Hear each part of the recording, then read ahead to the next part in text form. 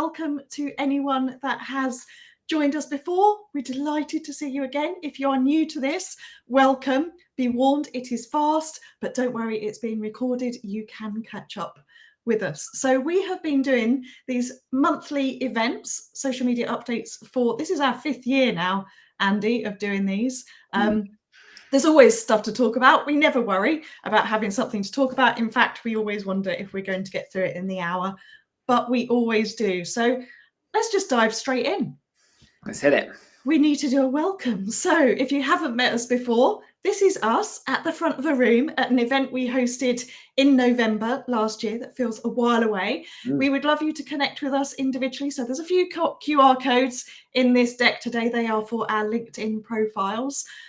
I spend my days reading, watching, doing. I'm a consultant in marketing, have worked in marketing, client side, agency side, my own business for over 25 years now. And I spend my time a mixture working with clients, mainly in the B2B professional services space, also teaching, training, and writing as well. And whilst I've attempted to be an author, I'm as prolific as Luan.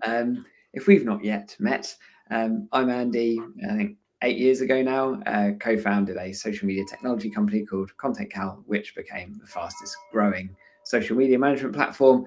And 5 years after founding, got acquired by Adobe, which is where I now work. So in that time, I had to be very close to what's happening in the world of social. And in that time, also became fascinated with what it takes to use social media to build a brand, which is what Luan and I mostly talk about. So the good thing about this and our context here, it's all baked in the realities of like building and growing a brand. So whilst we'll talk about lots of stuff that's coming, we'll bake it in the practicalities of actually using it. What does it actually mean? Because lots of things happen in the world of social, lots of changes happen, but not all of them are actually relevant. So that's what we try and focus on, the things that are actually actionable. And Luan. Yeah, no shame in giving ourselves a bit of a plug, because last year we hosted our first event and over 100 of you joined us in London. We are going to do the same again this year. We are going to go back to the same venue, Bounce, which is a ping pong table place in Shoreditch. We're hoping for over 100 of you to join us again. We have decided on our topics and our potential speakers and have started approaching them, have some agreement, but we're not going to reveal all of that just yet. So please trust us. We have another brilliant lineup and topics coming together, a mixture of presentations, fireside chats, panel sessions, really focus on B2B and what's happening. So it's by practitioners for practitioners. Love it. I love it. And I'm very excited about doing that again. Yeah. And one final thing before we crack on and start running through the updates and the data and the trends and those kind of things. And as Luan already mentioned, kind of fast and furious. But again, at the end, we'll sum it up. And there's really 4 key unifying threads that connect everything that's happening in the world of social. Now, usually at this point, I give a quick update and say, oh, this is what we're working on at Adobe, and here's some stuff we're doing at Adobe related to social media. But actually, I'm turning over this slot to another brand. And this is a product I probably recommended, I definitely have recommended more than anything else. So we often talk, and I spend my life talking about what it means to build a brand on social. And you will have heard me mention this group before, and I bring them up purely on the basis that they've shipped some really interesting updates. And I wanted to share them with you all over the next kind of 30, 45 seconds. So to build a brand on social, I've long held the belief, and it's kind of proved out through the time of building one of the fastest growing brands in the UK, is that social media success isn't about what you say, it's about what others say about you. And that's why I fixated on this product when I was building Content Cal. And I talk about this, and basically my whole book is written on this premise.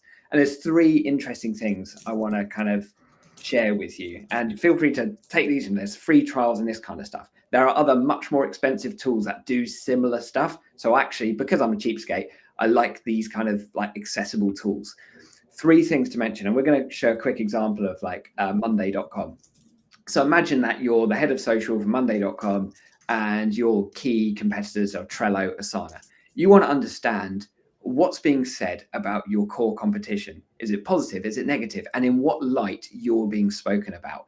So here we can see clusters of these mentions. This is where AI in social is like the most important thing. We often talk about AI in social where it's like, oh, like copywriting isn't very good or text to image is a bit crap. Actually, this is where AI is phenomenal. No one wants to pour through reams of data. We actually just really want the salient analysis of actually what's being said about our brand. So this gives us an opportunity to see where we're being mentioned and in what context, positive, negative, against which competition. Super useful. And then we can deep dive into these to see exactly who's talking about us. Just so you know, from like when we were building Content Cal, a hugely important part of this was I was looking at who was talking about our competition. I made it my mission to make those folk our advocates and not advocates of Hootsuite. That basically gave us the foundation of word of mouth, which grew us into building the most important metric across them all. I'd put every single social media metric in the bin just to have this one, because this is everything I've spoken to investors, our CEOs about, because it's like share of voice. Share of voice is the most important metric, I believe, for overarching social media growth, because you can see what the impact at a macro level, and tools like Mentionalytics give us that, help us understand this really simply. The simple marketing rule is that if our share of voice is bigger than our market share, we are going to grow. And that is all I needed for justification to help our investors understand how important social, particularly organic, was in terms of building our brand. And the final thing to mention is like we don't want to spend our lives in data because we've got other things to do, right? We've got more exciting stuff to do with our lives. But here on the right-hand side, we do want to get some like quick ideas of what's being said about us, some like assistance to give us some guides to go, what should we do? What are the most important things that's happening in our sphere that we're focusing on in our broader market? And how can we use what's being spoken about around our competitors and ourselves? And how can we use that to leverage our own brand growth? Basically, takeaway today, there's a free trial of Mentionalytics. Give it a try if that is an area that you need to address, which is how do we understand our social media impact at scale? So sorry for the slight sideline here, but it's something I feel very passionate about. So I wanted to share it. So talking of sensible stuff, we're going to go into something that's not sensible, aren't we, Luan? I'm just going to say, what a start to 2025. We put this together. We watch all the news all the time. We're trying to help you as busy social media marketers stay in the know. Some of this is overwhelming. You don't need to action it all, but boy, 2 weekends ago, wasn't it a bit hectic? How did we all break our New Year's resolutions of boundary setting and not looking at the news over a weekend? Because TikTok was going, TikTok went, it came back. And what was really fascinating was that all the screenshots that were being shared about it mentioned President Trump and his involvement in it. So all I'm going to say is what a start to 2025. We've got to wait about another 70 days to see what's going to happen on this news story around TikTok going, TikTok staying. Yes, it is in the US, but it will impact the whole social media landscape, us in the UK, other platforms, what happens. So yeah, 70 days and we'll all revisit this trauma. More to come next month, I expect. More to come. And interesting how creators are responding, small businesses are responding, and then also how Meta are responding. They are offering huge amounts of money to new creators to come over to their platform. So we are, as those 70 days comes upon us, going to see lots of activity from different people. We had warnings about it. US users had warnings about it. So very much a watch and see what's going to happen over the next few weeks. But we're here. We're here to help you stay in the know. That is what we do. If you follow, you're connected to us on LinkedIn, you'll see that we're both sharing these updates throughout the month. Yes, no one's asked it yet. This is being recorded. You can get these slides, scan that QR code or check it out afterwards in the recording and we will send them to you. We always start off with some data and trends from reports, only a couple to share with you at the beginning of this month. And it's something that I have been supporting and working alongside. I got to see the drafts of this Instagram trends report from Social Pilot. As you know, we often share reports where they have examined huge amounts of data to pull out some key points, what's been happening. It gives us some indication of trends and adjustments that we might need to be making.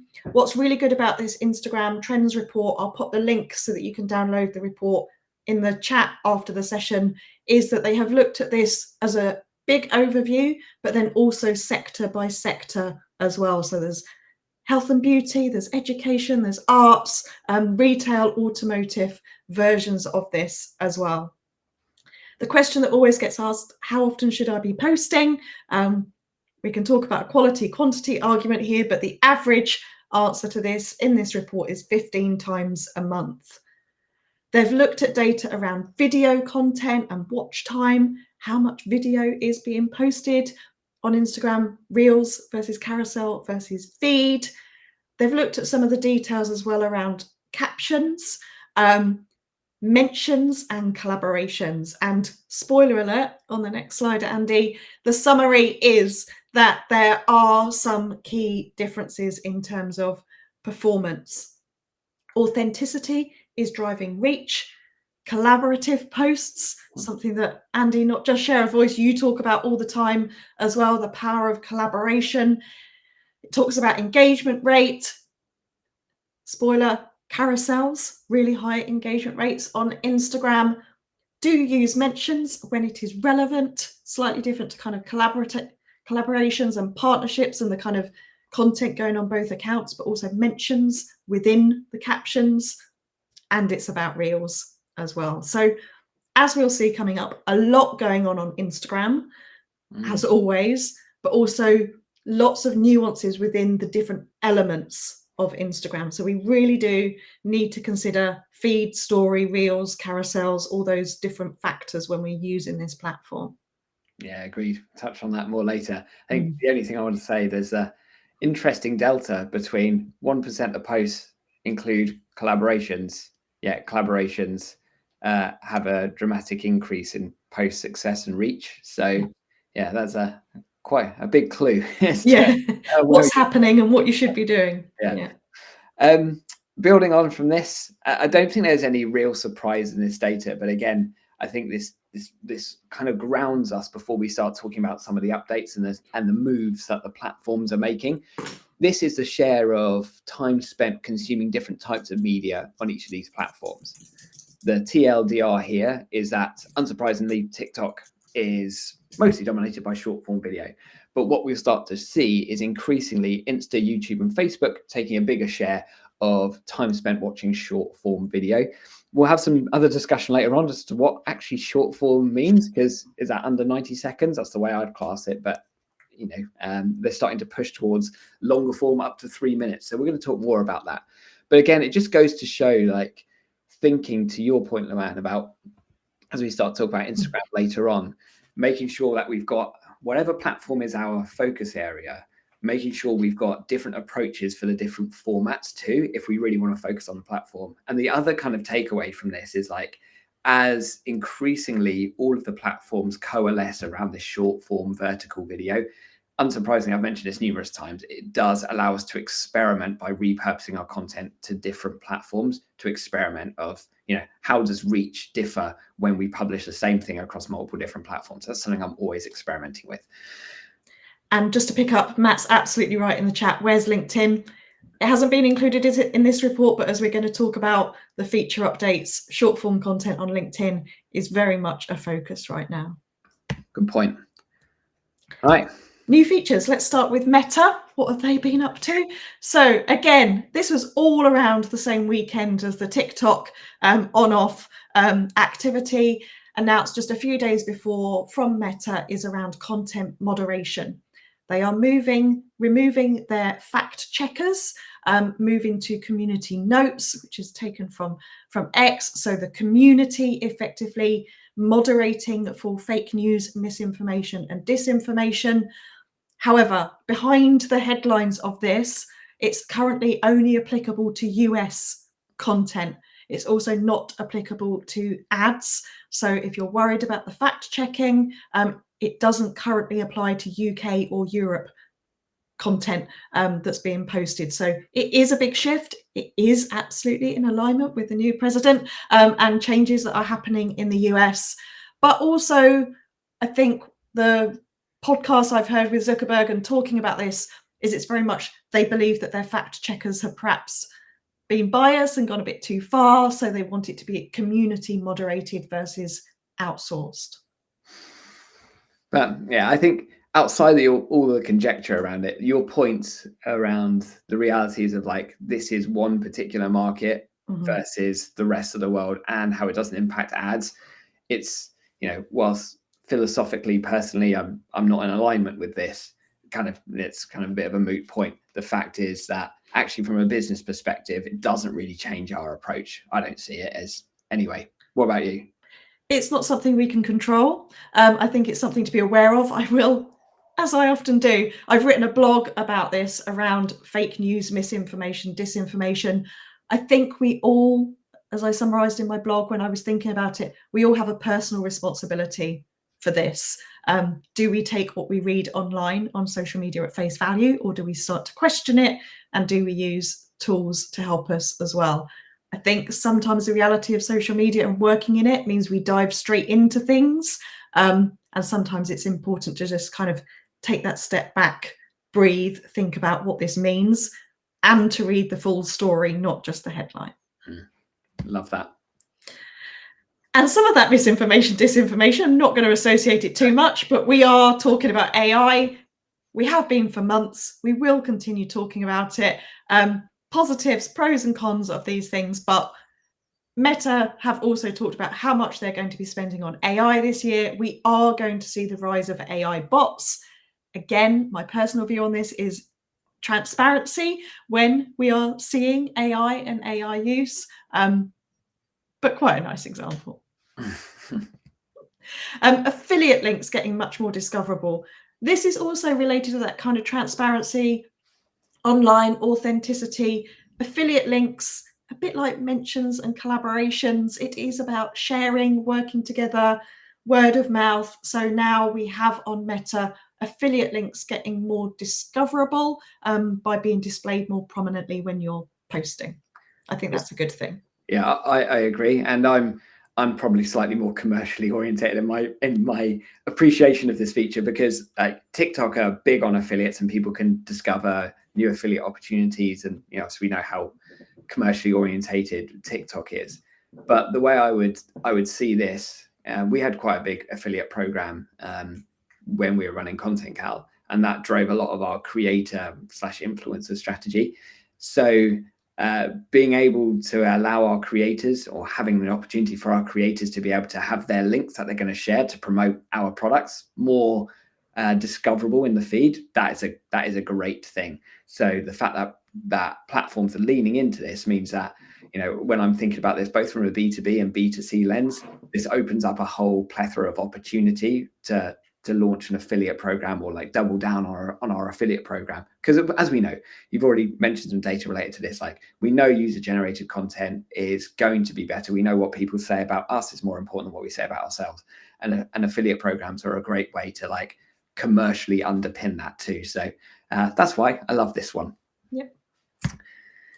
Facebook, aside from fact checking, again, I think this is a bit of a transparency thing about displaying follower accounts by profile. So now when you're trying to tag, mention, look for other accounts on Facebook, you will be shown follower account numbers. So there has been some kind of options over the years, hasn't there, to kind of hide these numbers or make them harder to discover and look at. On Instagram, when we come to it, they talk about followers not being so important now, but we all know that they are in terms of influencer campaigns and social proof and things like that. So this is a new tweak, maybe not a biggie for many people, but might be useful for some. And Instagram is where the changes are happening. So this one was just at the end of last year, was being able to introduce trial reels. So this means that when you are posting a reel, you can use a setting to not show it to your existing followers, so that you can display it to non-followers first for 24 hours to see how it performs. And then you can go in and change it and decide whether you want to show it to all of your followers or not. So it's a bit like a short test, I guess. And I was reading some data about this, and I was seeing that already, because we're marketers and we like to find ways to hack things for our own benefit. We're seeing a lot of creators reporting really good results by just, for every single reel they're posting it, making it a trial reel, because it serves it to a different audience, and they're reporting a significant increase in their reach. So yeah, very interesting. That might be, if you regularly post reels, maybe this is an interesting one to try. I've not tried it yet. I think my content is a bit niche anyway, but yeah, it could be an interesting one to try. I think it's shown that again, those features within Instagram are very much being separated by existing followers and non-followers as well. Like your stories are for your existing followers. Now you can split your reels and you can see data for followers and non-followers. So again, quite different data and insights, but will impact the tactics that you might be using your messaging as well. Yeah, love it. And you and I are both advocates of testing, so yeah, we like this one. Again, more data. We've got some more data. These updates on each platform are in no particular order, by the way, so we will kind of dip in and out of the different features. Instagram adding Reels view counts. Didn't notice that it wasn't there before, but it is there now. Adding Reel save accounts. So this again is something Missouri talked about at the end of last year, was this kind of difference online behaviors from publicly commenting to sharing with friends and saving as well. So it is a metric now, encouraging people to save. I've seen a few posts like, save this for later, save this to come back to, save this for when you're next planning a trip. So showing those save counts is another metric that we should be aware of this year. Scheduling DMs. When this one first came out, I thought, why would you want to do this? But I think it is useful for creators. It could be useful for you if you're using your DMs to kind of engage with potential influencers and you want to batch your time or work differently on that. I know that some creators have very busy inboxes, so we're all for time management tools. And this is something we're talking about. This will appear a few times today, this kind of cross-posting efforts from Meta within their suite of apps to Instagram, to Facebook, and to Threads. And now in your Instagram bio, having a link to your Threads account. Sharing comments to Threads, again, another example where they really are trying to push Threads, aren't they? And some of you have mentioned in Blue Sky in the chat, we're going to come on to Blue Sky. Don't worry, we're trying to cover all the key platforms, but Meta are really pushing you to Threads, aren't they? Mm-hmm. Very much everywhere you can. Yeah. And at the same time, well, again, we've advocated in the past, like, it's not a one size fits all for your content. You need to nuance for the platform and make adjustments. But Instagram and Facebook are getting even more similar. Your Facebook profile can now be seen on Instagram along with your cross-posted content. So we're seeing everything Meta really coming together under one roof. And given like the data that we saw right at the beginning about the increased adoption of or time spent watching short form video, both across Insta and Facebook, it seems if you're doing Instagram Reels or Facebook Reels or vice versa, it seems like a no-brainer to just cross-post that anyway to see what impact that you'll drive from it, because all of the metrics are going to get aggregated together anyway. So yeah, it feels like an easy win, that one, just to increase our reach. Yeah. And this was over the same weekend as TikTok, wasn't it? The amount of messages, I don't know if you get these, Andy, but my WhatsApp, I think it was a Saturday or Sunday morning, going, oh, my grid has changed. We did know this was coming. They did tell us, but of course they never actually tell us when they're going to push these things live. So most of you will have this now. A few of you still may not have it. The squares have gone. We are now looking at vertical format on the main Instagram grid. Their justification for this is that this is what people have been posting for a long time. It shouldn't impact many users. Lots of challenges around this, from whether you need to tweak and tidy up what you've already got, keep posting going forward. But I think this one's here to stay. I don't think they're going to backtrack on this. Agreed. It did look like they were going to, but yeah, nothing else from that. But yeah, I think they've seen the backlash, but they're just doing it anyway. So yeah, never mind. And then, as you said earlier, short form content, all the advice that we saw, and we keep mentioning him, but Adam Missouri is prolific at sharing on his own Instagram account what's changing, what they're working on, how things work. And his posts last year were like, Reels got to be 90 seconds, got to be under 90 seconds. And now at the beginning of this year has said 3-minute Reels is a recommendation. Again, just in the US to start with, so UK. Audiences don't need to worry about this quite yet, but 3-minute Reels are being advocated and they will be pushed out in the Explore tab as well. So my opinion on short form content, I don't know about you, Andy, is like, it's as long as it needs to be. If it ends up getting too long, create it into a series.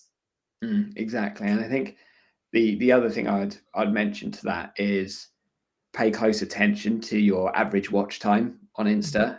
And if you're generally making, say, 2-minute videos, for example, and you're seeing that your average watch time is actually a minute, for argument's sake, that's a good sign that you probably should optimize that based on your own user behavior. So your own audience behavior, I should say.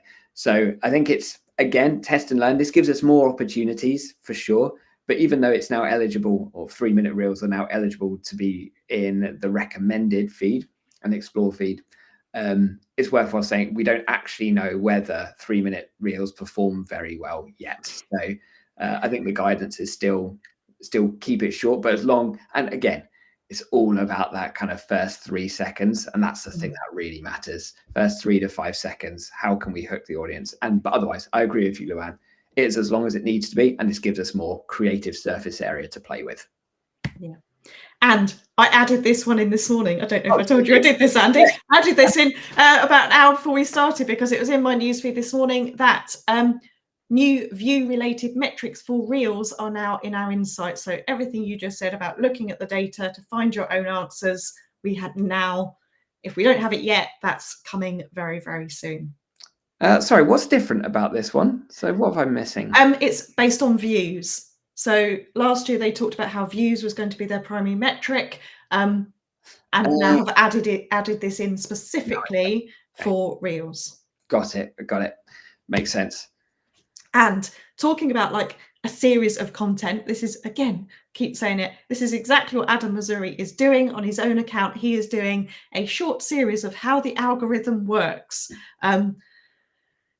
We can't control this. All we can do is take what we learn. I think it coming directly from the platforms is what's so key here. And absolutely, he's talking in terms of stories. It's about watch time is the primary driver of Instagram reach.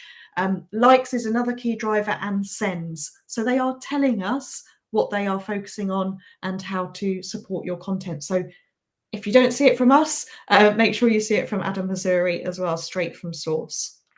And just a thing to add into that, which builds on your point earlier, Luan, about like your connections, so followers and non-followers, because how the algorithm works is different depending on followers versus non-followers. So watch time is your primary driver. And I love the transparency they've given us here. And like, this is so useful. Wish every network did this. But watch time is the thing that's going to drive reach for your non-followers. So basically giving you reach for your unconnected accounts.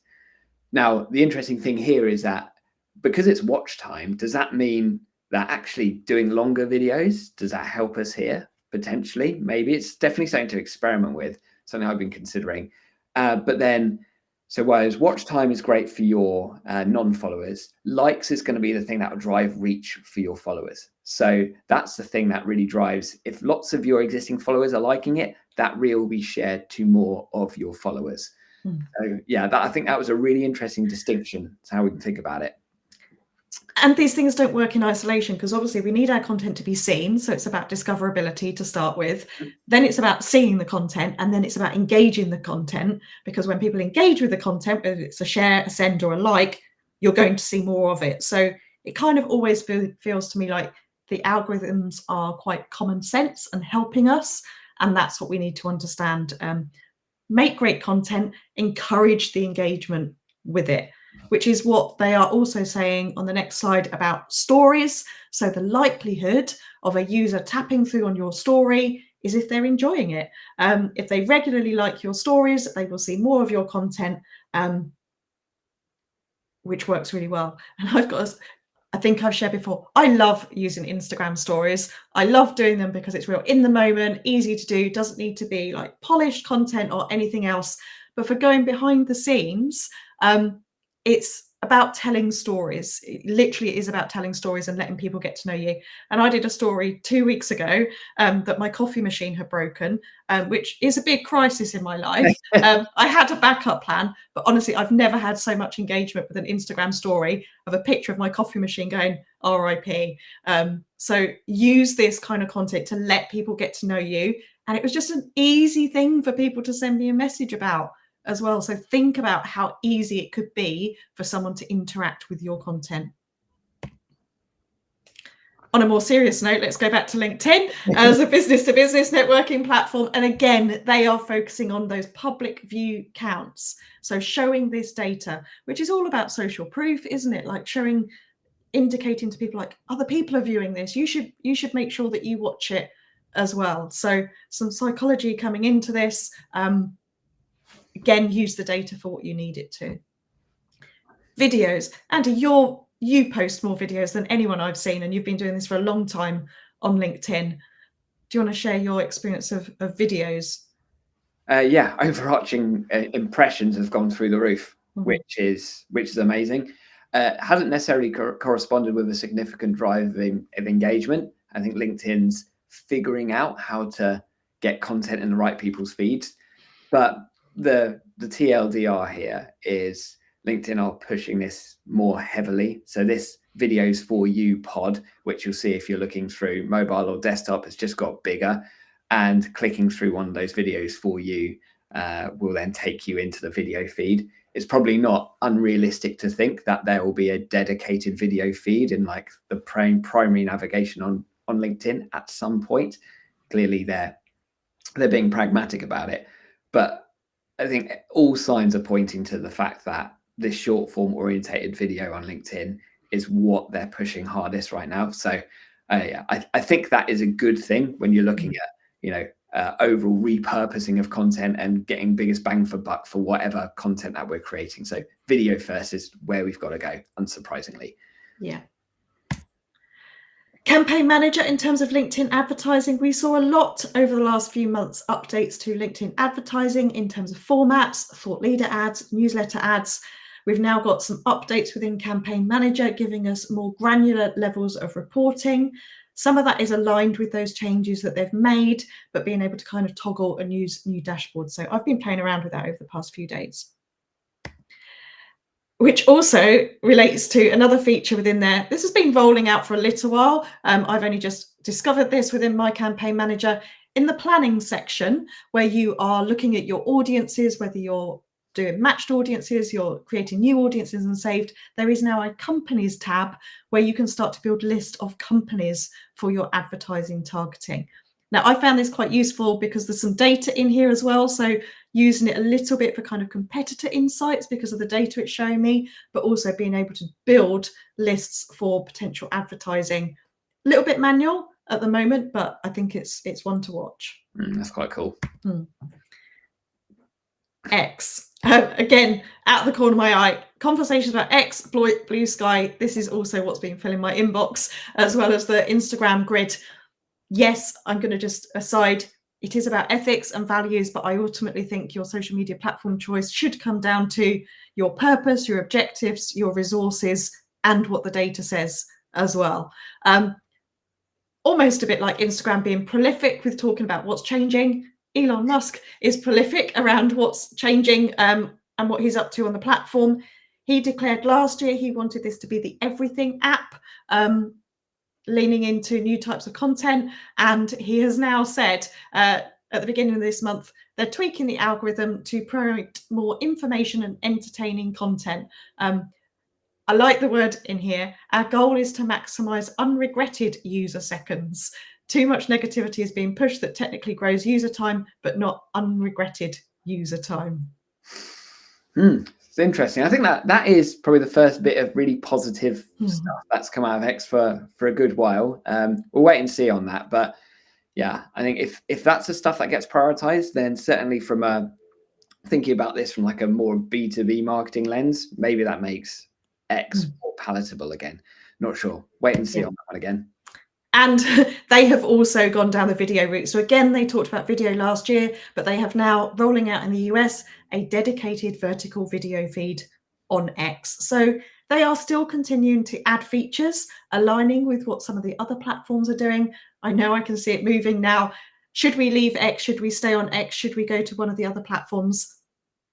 Only you and your colleagues can decide your stance on this. Again, I wrote a blog on this with key points and considerations. I'll pop that into the chat after we've finished. We'll talk about that some more at the end if we've got some time.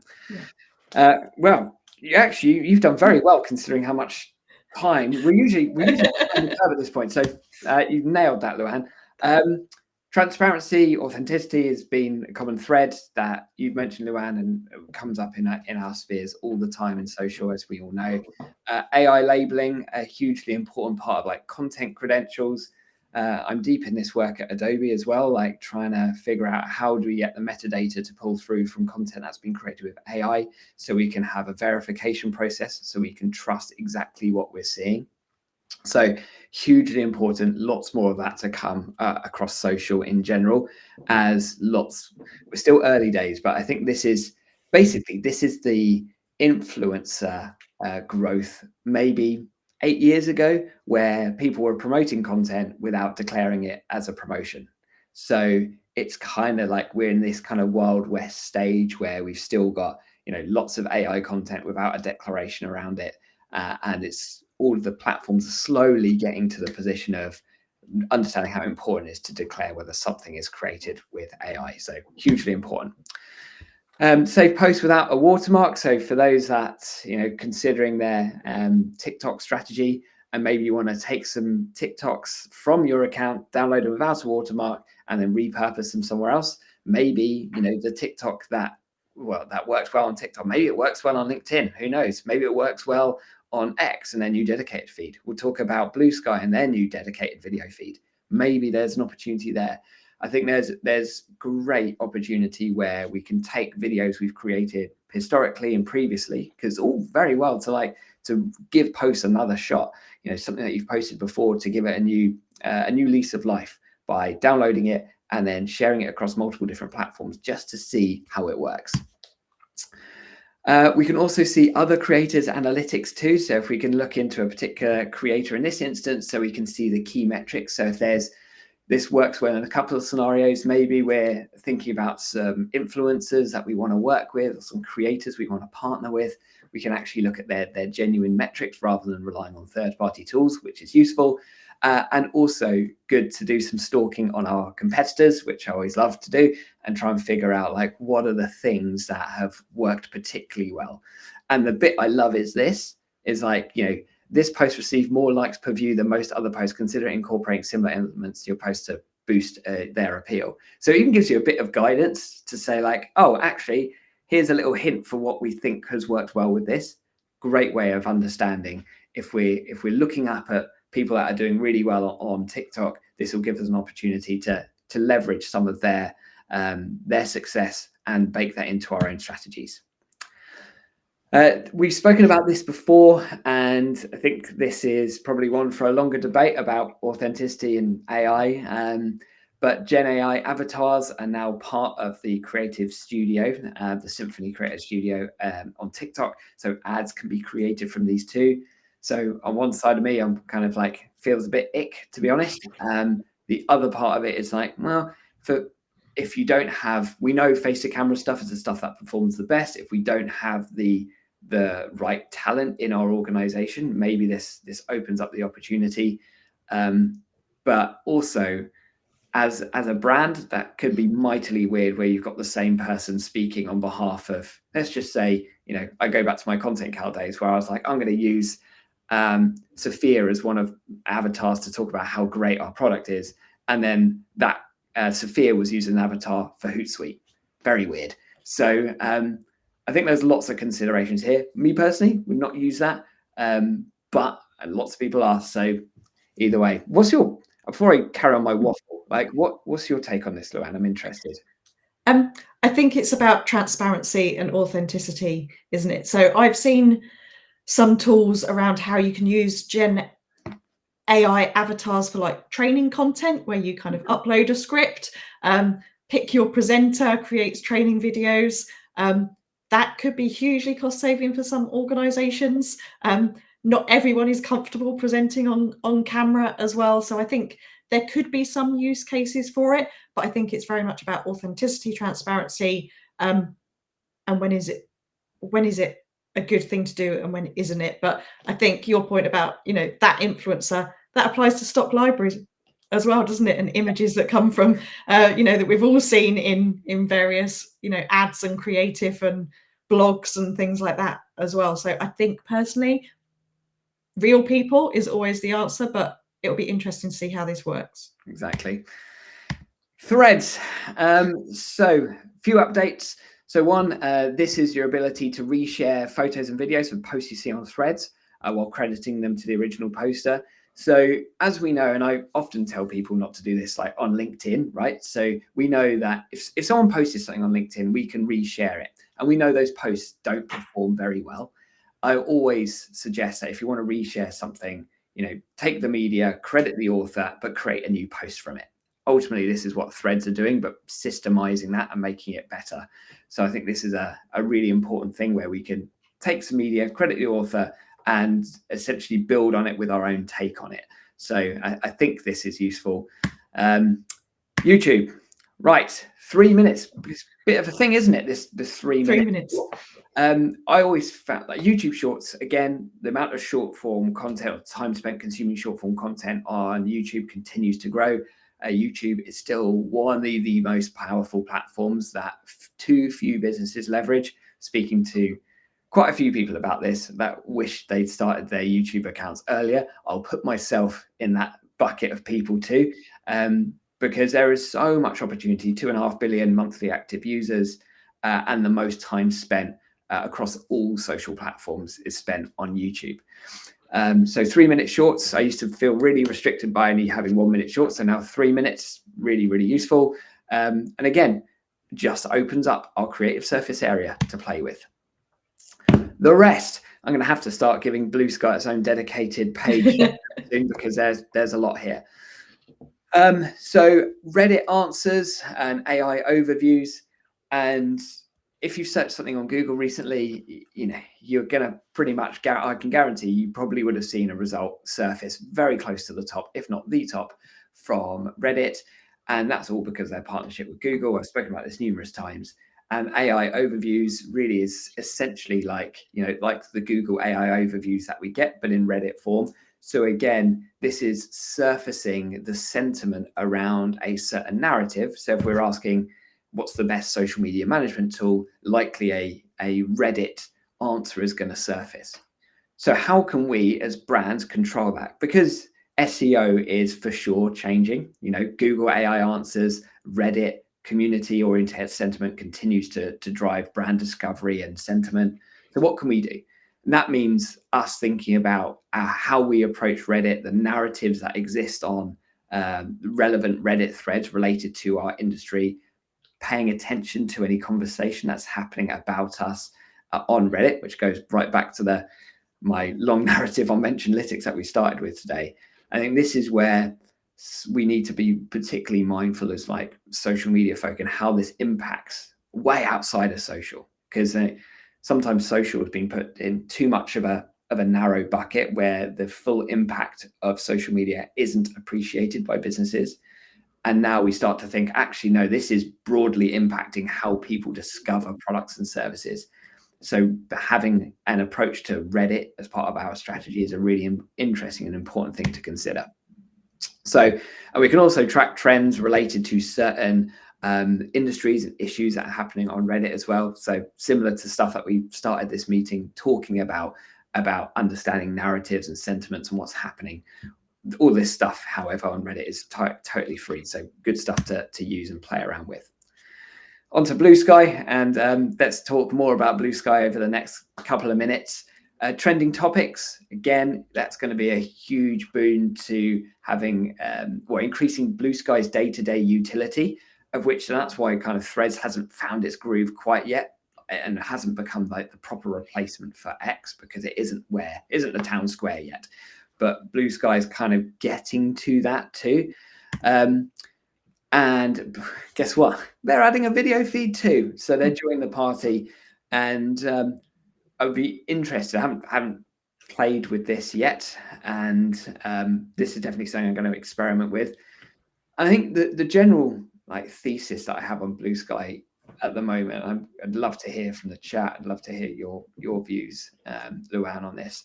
Is that what we're not seeing is Blue Sky's like continual ascendancy. The media made it sound better than it was. Like, oh, Blue Sky is going to be the next big thing. Yes, I think there is potential there, and of course, bake it in audience research, understand your audience, because that's what I'll always come back to. Understand your audience and where they spend time. You can only do that by speaking with people. Look to your target audience, look to existing customers, understand where they're spending their time, and go there. But looking at a macro level, it's such a tiny minnow in the overall social media ecosystem right now. And time spent on Blue Sky is much lower, overall user volume much, much lower. Because the reason for that, and that's the reason they're adding a video feed, is that user attention is shifting. It's shifting away from like singular, I just want to like have a little kind of text chat. It's shifting to short form entertainment driven video at scale. So Blue Sky, I believe, will continue, and I may well be wrong here, it won't be the first time. Blue Sky will continue to be a kind of niche platform. But one thing it really does demonstrate is that there is still, like, at the edges of all of this, there is still a user demand for those smaller micro communities around specific interest areas. And that is definitely something that I see continuing to be a trend, and I see social media continuing to get more fragmented in that way. But if we're looking at Blue Sky as like, oh, it's the next platform to drive my reach and go viral, I just don't see it as that at all. Long narrative, I'm sorry. What do you reckon, Luan? I completely agree. And this is where there's a challenge between looking at the numbers and going, everyone's on this platform, because actually the answer to that in data terms is Facebook. And yet we know that not many people are steering away from Facebook and going to other platforms as well. So there is the data around users. I think your point, Andy, about the communities and where you find your audience has to be what we focus on. And interestingly, I went to a sector-specific conference at the end of last year. And for that sector, they wanted to leave X for various reasons. They had shifted to Blue Sky, but the consensus in the room, and it wasn't a big room, was that this is possibly only a short-term fix for our community and where we're going to be. So there is clearly a need for something that isn't X and why people are leaving, but Threads started, hasn't quite cracked it, I don't think, hence the reason for Blue Sky. People are playing, and I always think it's good to experiment with new platforms. That is our role as marketers, to see what's going on in the marketplace, but sometimes it's about watching and observing and thinking about your resources as well. Because one thing that fascinates me about this is, oh, there's a new platform, let's go on it. Why not just double down on something where your audience already are, and focus on it? So I don't have an answer, lots of decisions, but I will share my personal insights. Is I've been watching Threads for a long time now, haven't posted, but I have identified a community that I want to be part of, and I will be more active in the next few weeks, and people will see why, because I've identified a community that is active on that platform that is going to add value to me, and I think I'm going to be able to add value to it as well. And I'm currently watching Blue Sky to see if that's going to work for me, and similarly with my client hats on as well. So it's about watching and observing, but we also do have to take away a big learning from the US and TikTok, is that what would happen if our big primary platform that we're using disappeared tomorrow? Have we got something in the wings waiting for us? Super important.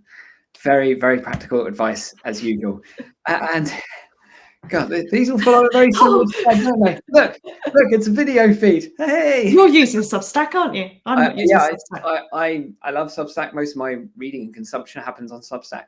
And this again just talks to the micro community thing, and again talks to the diversification of our platform strategy, to your point, Luan. So yeah, nothing new. It's just following in exactly the same thread as well. So there's big entertainment, try and go viral, that kind of thing, non-follower reach, where there are great platforms for that, TikTok, YouTube, Facebook, being those as well, and LinkedIn potentially as it starts to grow a little bit more. And there are other platforms where we go deep with followers, where potentially that could well be Threads, or could be Blue Sky, could be Substack.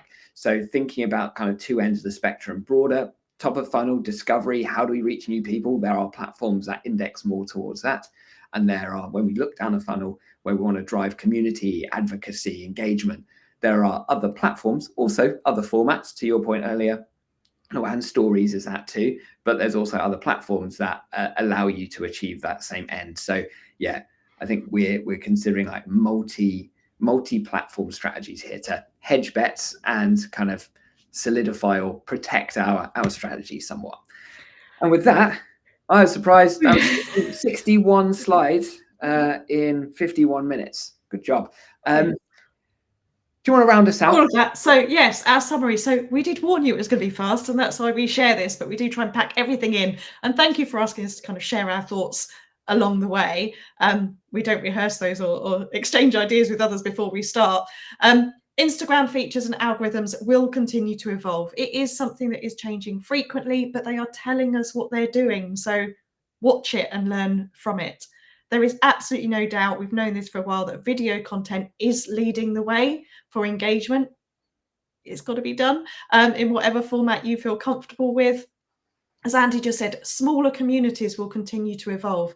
Big fan of communities. Find your tribe, find your place, learn from them, watch them, but do diversify your platform choices. Don't put all your eggs into one basket. And let's watch and see what happens. The US TikTok decision will impact us all in some way. Join us next month to find out more. See, I'll put that in, Andy. Next month, it will be, we try and go for the last Thursday of every month. So it'll be the 27th of February. I will pop the link and set it live later on.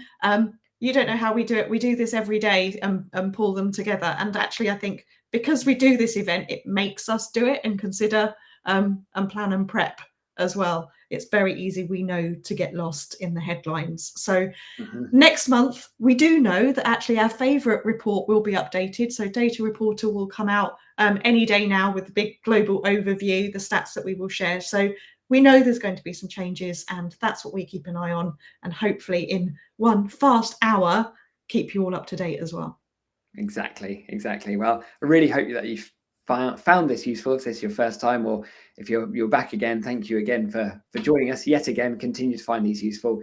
And yeah, I really hope, certainly that's why we always summarize this, because despite underneath all of the kind of overwhelming changes and the general nonsense that happens in the world of social, there are absolutely unifying threads across all of this, right? And some key takeaways that we can apply. And don't think for a minute either of us are doing all of these things that we talk about, right? So, and this is, choose wisely. To your point, Luan, I think it's such a strong point, and maybe it's a point we'll end on, is like, us as marketers, and I'm guilty of this, we often have like a shiny new thing where we think, okay, we just want to, let's go do that, and everything will be better if we try a new platform. Sometimes when we just double down on something that really works, or a platform that's showing some green shoots of success, that's actually the best use of time. So we're all resource strapped. We can't be everywhere, but there are things that we can do to maximize our impact, repurpose, reshare, that kind of stuff. And with that, is there any other closing thoughts before we there's a couple of questions in the chat. I'm just going to pick up on one of them because we kind of have touched on it, and I know we both have insights on this, and I think it's important. Other people have probably got the same question. A question about ROI and measuring ROI and tools and platforms. If I just start with this, my thoughts on ROI is that you need to start with the big picture. Ask first, what does success look like? And that's what you're going to measure in terms of your investment. So Andy will share in a second, mention analytics to you, Content Cal, share a voice was your ROI. That was really key for what you were trying to achieve. I might look at ROI if it's advertising spend. You know, what was the objectives of the ad? Sometimes I'm looking a lot more now, and this aligns with changes on the platforms, is like not just the data, the numbers stuff, but the qualitative stuff as well. So like, who's engaging, who's adding me to their network and sending invites. And I talk a lot in my in-house training sessions, like, have you identified any pinch me moments? Have you had an opportunity land in your inbox that's taken you around the world or got you involved in something, or you've just met someone that's adding value to you? So I think ROI is a small word, but also a really big thing. Think about what it is you're trying to achieve, and that's what I would focus that measurement on. Yeah, solid advice. Yeah, that is the most important thing. Yeah, what does success actually look like in the mind of whoever's asking that ROI question? And the only other thing I would share is if you're getting asked to determine ROI over a week or a month, if in a nice way, tell that person to go away and tell it to ask them in a quarter. So from a brand perspective, of course, if you're doing performance media, ROI is pretty simple to understand, right? Money in at the top, impact at the bottom. And you should see ROI. But when you're talking about organic social in general, community building, brand building as a result, that shifts over, you know, a half year or a year time horizon. Something we're working on at Adobe with a multi-million-pound marketing spend. We're 6 months in, and we're only just now analyzing the impact of it, because we're shifting brand awareness. It's not the work of a moment. You've got to set the vision and say, get people bought into what the impact of social media and brand building is at scale. Set the landscape, play the landscape of the competition. This is the share of voice stuff, and say, if we can shift our share of voice by X percentage, we all know that we'll be able to impact our market share by a similar percentage too. That's like, we overcomplicate all of this stuff in marketing. That's all we're trying to do. If we are first to mind, we will win. So that's all we need to think about is, you know, what is the share of the conversation that we have? And that's when we're thinking about brand building. And the simpler we can make our descriptions of marketing in general, the more impact we'll make. We do ourselves a disservice as marketers by overcomplicating things, talking of like engagement rates or likes or shares or comments. Execs don't care, they don't understand. So it's best just to talk a more important language about overarching impact in the market. Sorry, that's my trigger. I know. Sorry. No. I'll get off my soapbox. I think that's a good way to end. Know what you're trying to achieve and work towards it. And hopefully these sessions help you.